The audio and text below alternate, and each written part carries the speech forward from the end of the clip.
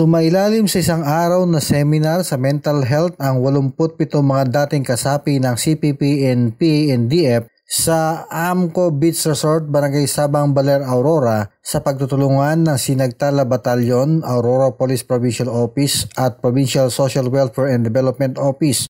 Ayon kay 91st IB Commander Lieutenant Colonel Lito Birecto Jr., ang seminar ay sa inisyatibo ni PSWDO Abigail F. Paulino na pinamagatang Mental Health Matters, Breaking Silence, Creating Hope, na nagbibigay ng magandang payo upang malagpasan ang iba't ibang issues and concerns para sa kanilang pagbabalik loob sa mga komunidad na kanilang kinabibilangan. Ayon sa opisyal, mahalaga ang programa sa mga nagbabalik loob sa pamahalaan para sa pagbabagong buhay. Pinuri din ni Recto ang programa ng PSWDO sa patuloy na suporta sa Executive Order No. 70, Kahulop Nation of Force para wakasan ang armadong pakikibaka.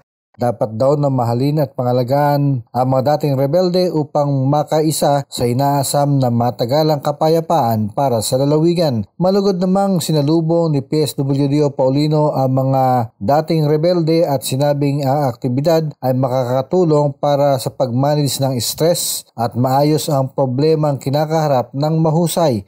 Ayon sa dating rebelde na si Kadani, malaking tulong ang seminar dahil ang lahat ay may kanya-kanyang kaakibat na kinakaharap na problema sa buhay. Magagamit daw nila ito ang kanilang mga pinag-aralan sa stress management.